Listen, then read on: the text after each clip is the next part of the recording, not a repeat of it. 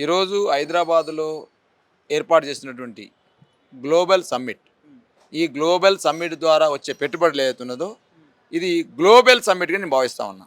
అంటే global summit ఏంటంటే ఒక అబద్ధాన్ని 100 సార్లు పదే పదే చెప్తే నిజమైద్ది అన్నట్టు. అంటే నేను 2 సంవత్సరాల నుంచి హైదరాబాద్లో పెట్టుబడులు తెస్తున్నా అంటే పలు రకాలుగా పెట్టుబడులు తెచ్చిండు ఈయన. మొదటగా ఎక్కడ పోయిండు? దావోస్ పోయిండు. అదేవిధంగా తర్వాత దక్షిణ కొరియా పోయిండు, సియోల్ పోయిండు. అదేవిధంగా చైనా పోయిండు, తర్వాత న్యూయార్క్ పోయిండు, జపాన్ పోయిండు. పెట్టుబడులు తెస్తా అన్నాడు. ఇవాళ నేను రేవంత్ రెడ్డి గారిని స్పష్టంగా అడుగుతా ఉన్నా, ఇవాళ 2 సంవత్సరాల్లో మీరు పోయారు కదా అనేక సందర్భాల్లో, తెచ్చిన పెట్టుబడులు ఏంది, ఎస్టాబ్లిష్ అయిన కంపెనీలు ఏంది, మా యువతకు వచ్చిన ఉద్యోగాలు ఏందో చెప్పని అడుగుతున్నాను రేవంత్ రెడ్డి గారు. అదేవిధంగా ఇంకోటి కూడా పెట్టిండు, అందాల పోట్లని పెట్టిండు. ఇంగ్లాండ్ మిస్ ఇంగ్లాండ్ ఉంటే ఆమెను కించపరిచిండ్రు, ఆమెను ఏదో లైంగికంగా వేధింపులు చేస్తే గగ్గోలు పెట్టింది ఒక మహిళగా.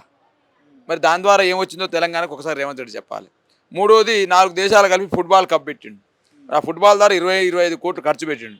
దాని ద్వారా తెలంగాణ యువతకు ఉద్యోగాలు ఏమొచ్చినాయో చెప్పాలి రేవంత్ రెడ్డి గారు. దానికి వచ్చిన ఉపాధి అవకాశాలు ఏందో చెప్పాలి. దాని ద్వారా తెలంగాణ ఏం అభివృద్ధి కూడా చెప్పాలి.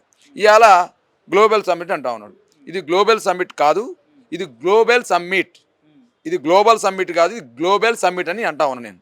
ఎందుకంటే మరొకసారి అబద్ధాలు చెప్పడం కోసం, ఇంకేదో ఇదే హైదరాబాద్ బ్రాండ్ ఇమేజ్ని పెంచినట్టు. హైదరాబాద్ బ్రాండ్ ఇమేజ్ పెంచడం అంటే వచ్చినటువంటి కంపెనీలకు స్వాగతం పలకాలి, వచ్చిన కంపెనీలకు శాంతి భద్రతల విషయంలో భరోసా కల్పించాలి, వచ్చినటువంటి కంపెనీలకు మౌలిక సదుపాయాలు కల్పించాలి, వచ్చినటువంటి కంపెనీలకు రాయితీలు కల్పించాలి. ఇది కదా గ్లోబల్ సమ్మిట్ అంటే. ఇది చేయకుండా రేవంత్ రెడ్డి గారు ఈ 2 సంవత్సరాల కాలంలో మరొకసారి ఒక డైవర్షన్ పాలిటిక్స్ కోసం దీన్ని ఎంచుకొని ట్రంప్తో పోటీ పడుతున్న రేవంత్ రెడ్డి.